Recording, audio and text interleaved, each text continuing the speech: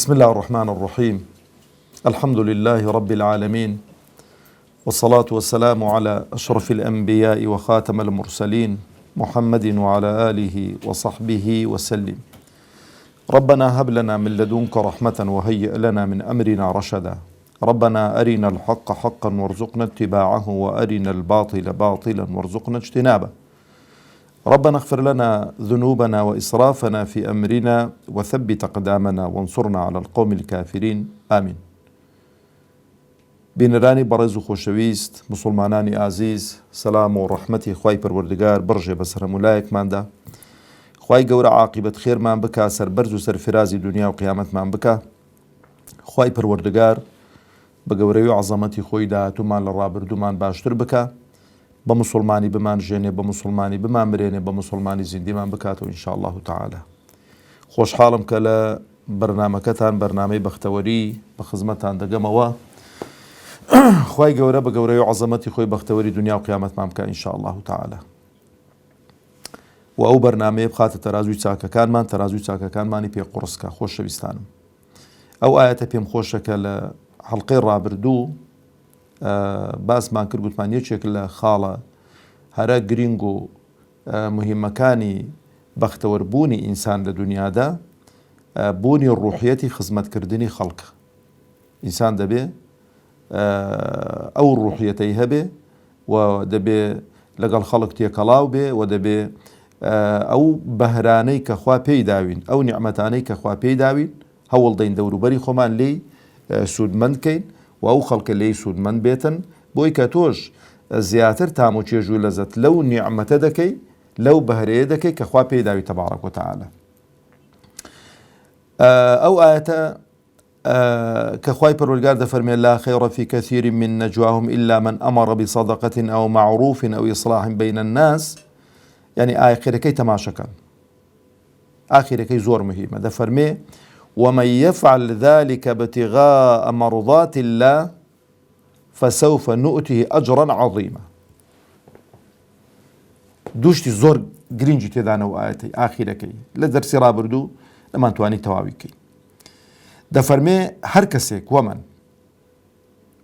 خۆی گرنگی ئەو دینەی لە چدایە، ئەو دینە تایبەت نییە بە چین و توێژێک، بڵێ وەڵا ئەوەی کە مەلایەک دەیکا، مامۆستایەکی ئاینی دەیکا، شێخێک دەیکا، ئاغەیەک دەیکا، لەگە کوڕە فەقیرێکی جیاوازن، ئیوان زۆر مهمە ئیتو بەکە لە کنایە. یانەوەی کە دەوڵەمەندێک دەیکا لەگەڵەوەی دەسەڵاتدارێک دەیکا، لەگەڵەوەی فەقیرێک دەکا، زۆر لێک جیاوازن. نە، خوای گەورە ئیشی بەیەکشتیە، ئیشی بەنیەتە. لێرە ئیشاڵە بەنیەتەکەی دەکا. لەبەرۆش کاتی باسی قوربانی دەکات، چ دەفەرمێ لن ينال الله لحومها ولا دماؤها. خوای گەورە نە ئیشی بە گۆشتەکەیەتی، نە ئیشی بە خوێنەکەیەتی، ئەدی ولكن يناله التقوى منكم. ئەوەی مەبەستێتی، ئەو نیەتەیە بە چ نیەتێکت ئەو خێرە کردو و سەدەقەیە کردو. ئەوەی کە ئێستانەکەش لە خزمەتی داینە، ئەو چاکەکاری و بوونی ڕوحیەتی هاوکاری و ئەوانە، بۆی کە تو بەختەوەر بیزاگاتان لێبێ کار و کردەوەی ئینسان چەند ئیخلاسی زیاتر بێ، چەند بۆ خوا بێ، بەختەوەرتر دەبی. ئەوەتان ئاگا لێ بێتن، بۆ چکە خوای گەورە فاعیلە. خوای گەورە دەسەڵاتدارەکە و ئینسانی بەختەوەر کاتنیان بەختەوەری نەکاتن. لەبەرۆ زۆر جاری وایە ئینسان دەبینی ئیشێک دەکا، ئەو ئیشەی لەبەرەوەی لە بۆ خوای نییە، ڕیای تێدایە، لە زیاتی ئەوەی کە بەختەوەر بێ تووشی چ دەبێ؟ باوەڕتان بێ تووشی نەخۆشی نەفسیش دەبێت، مرتاح نابێ پێی، چونکە بۆ خۆی دەزانێت داخۆ بۆ کردوێت، خۆی دەناسێتن.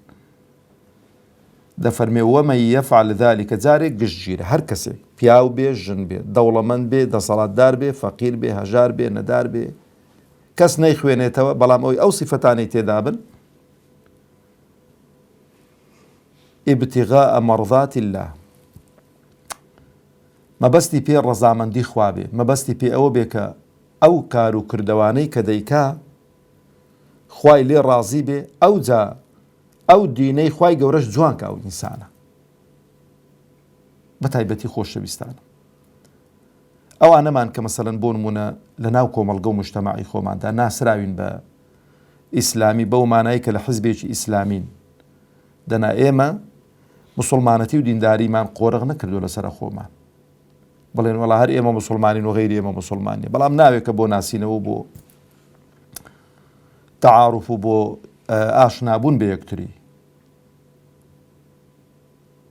هەر کەسێک ئاگامان لێ بێتن لە تەڕەفی مە دین ناشیرن نەکەین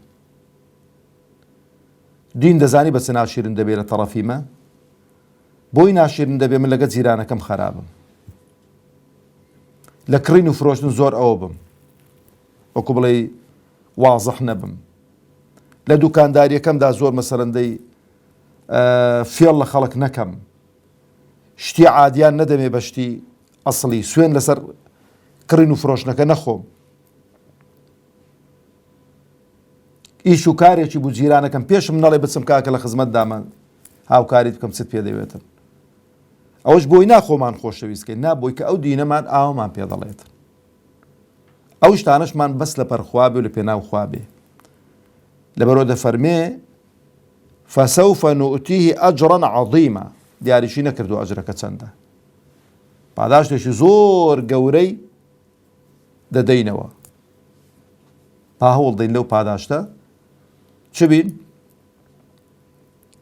بەشدار بین و دەستەبەری کەین دەتوانین بەڵێ بەو شەرتانەی کە باسم کرد ئەوجا پێم خۆشە بێمە خزمەت حەدیثێکی کە زۆر باز دەکرێتن لە مەسەلەی خزمەتکردن و هاوکاریکردنی خەڵک و ئەوانە زۆر جارە حەدیثەی پێغەمبەری خوا عەلەیهی سەڵات وسەلام باسی دەکەن ئەمڕۆکە بەڕاستی کۆ ئامۆژگاریەک بۆ خۆم ئەوجا بۆ مامەسایانی ئاینی دەبێ ئەو ئامۆژگاریم لێ وەرگرن دڵسۆزیم لێ وەرگرن زمانی جاران نەماوە ئینسان عوزری هەبێتن هەموو حەدیثێکی باسکەین بەبێەوەی تەماشای سەنەدەکەی کەین برا شیرنەکانی خۆم مامەسا عەزیزەکانی خۆم ئێستا یەک کلیکە دەیکەی هەموو شتێکت دەداتێ سەنەدی حەدیثەکەت دەداتێ و مەتنی حەدیثەکەت دەداتێ و پێت دەڵێ ئەو حەدیثە صەحیحە حەسەنە ضەعیفە منکەرە مەوضوعە هەموو شتێکت پێ دەڵێت ناکرێت قەت بە شتێکیەوە بگرین و هەموو جارێ دووبارەی کەین کە بزانین خەلەلێکی شتێدایە ئەو حەدیثە زۆر جار گوێتان لێ بووە کە بەزاری پێغەمبەرەوە عەلەیهی سەڵات وسەلام کە دەفەرمێ لأن يمشي أحدكم مع أخيه في قضاء حاجته وأشار بإصبعه أفضل من أن يعتكف في مسجد هذا شهرين جاري وای حەدیثەکە واش باز دەکرێت پێغەمبەری خوا ئیشارە بۆ خۆی دەکات لێرە هەتچانیە ئیشارەی بۆ ئەوە کردووە ناویچە بۆ تاکە تاکەی کۆمەلگە و مجتەماع کردووە کە پێم خۆشە بەو دوو ڕیوایەتیان باس کردووە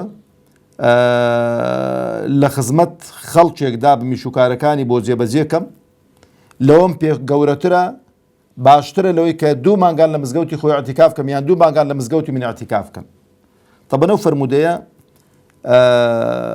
قسە زۆر لەسەری کراوە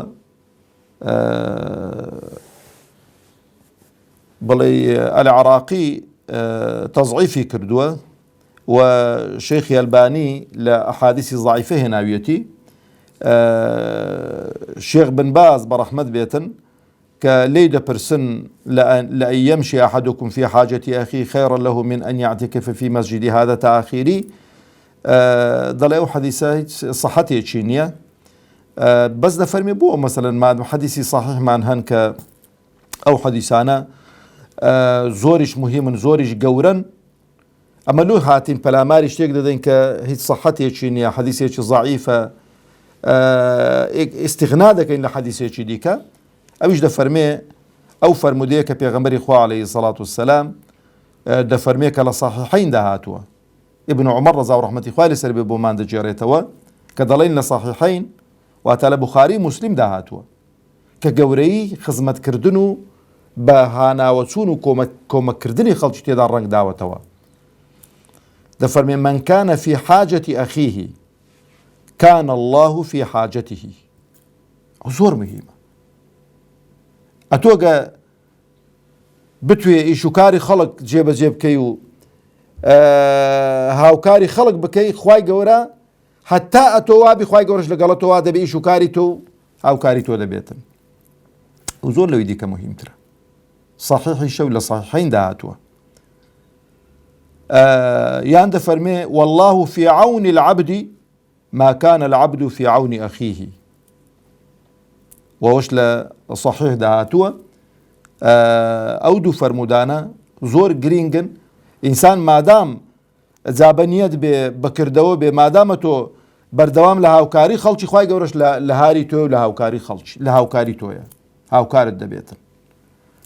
ئەوجا خۆشەویستانی خۆم، ئەو بابەتە بابەتێکی زۆر گرینگە، ئەو مەسەلەی ڕوحی هاوکاری و ئەوانە هەوڵ دەین بە تایبەتی ئەمڕۆ ئەو جیلەی ئێمە پێویستی بە نەسحەت و ئامۆژگاریە. ئاگاتان لێبی هیچ شتێک بەکەم مەزانن. گەنجێک دەبینی جغارەی دەچێشی، منداڵێک دەبینی جغارەی دەچێشی، دەستی لەسەر شاندانێ، نسحەتی کە ئامۆژگاری کە هاوکاری بکە، ڕێی پیشاندە. کەسێک دەبینی فەقیر و هەژارە، پێویستی بە هاوکاری تۆ دەستی هاوکاری بۆ درێژکە. زۆرن ئەو شتانەی کە ئینسان دەتوانی پێی بەختەوەر بێ. خاڵێکی دیکە بۆ بەختەوەری ئینسان داهێنانە، کە ئەو خاڵە زۆر زۆر گرینگە. تەماشەکە من سن سنة حسنة، ئەوە مەسەلەی داهێنانە. من سن سنة حسنة فله أجرها وأجر من عمل بها إلى يوم القيامة. پێچەوانەکەشی من سن سنة سيئة فله وزرها ووزر من عمل بها إلى يوم القيامة.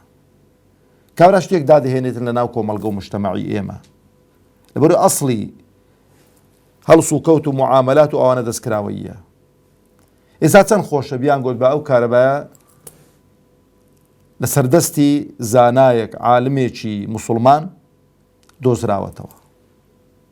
خۆ عالم و زانان زۆر بوون کە لە بواری فیزیا و لە بواری کیمیا و لە بواری فەلەکیات و لە بواری طب و ئەوانە ئێستاش لە ئەوروپا کتابەکانیان دەخوێندرێت.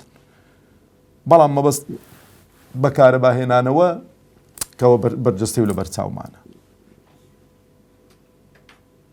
چەند خۆشە مەسەلەن دەبینی قەڵەم ئێستا کە باسی سعات دەکرێت، سعات چێ داهێناوە؟ عالمێکی موسڵمان ئەو سعاتەی داهێناوە. کاتێک کە سعاتی بەهەدیە بێت بۆ مەلیکێکی ئەوروپا کە لە بۆی داناوە چرکە چرکی هاتووە ڕای کردو لەبەری نەیان بینیوە. لەبەرەوەی یەکێکی دیکە لەو شتانەی کە ئینسان بەختەوەر دەکا مەسەلەی داهێنانە، فکرەی داهێنانە. ئەو عەقڵی ئینسانیش خوای گەورە عقلی خەڵکێکی بەنەوعێک خەڵق نەکردو، دروست نەکردووە یەشی دیکە بەنەوعێکی دیکە ئی خەڵکێکی دیکە بەس دروست کردو بخوات و بخواتەوە. هی ئاژەڵانە پەرژینێکی قایم بێ لە هەموو لایەکمان. علاقەی بە ئیبداع شتوا لەدانیە. ئیبداعی ئەوەیە چێت پاری و چاکتر داگرێ و قەپاری زیاتر لەو کاو جۆی دابی خواتنەوە ئیبداعەکەیەتی.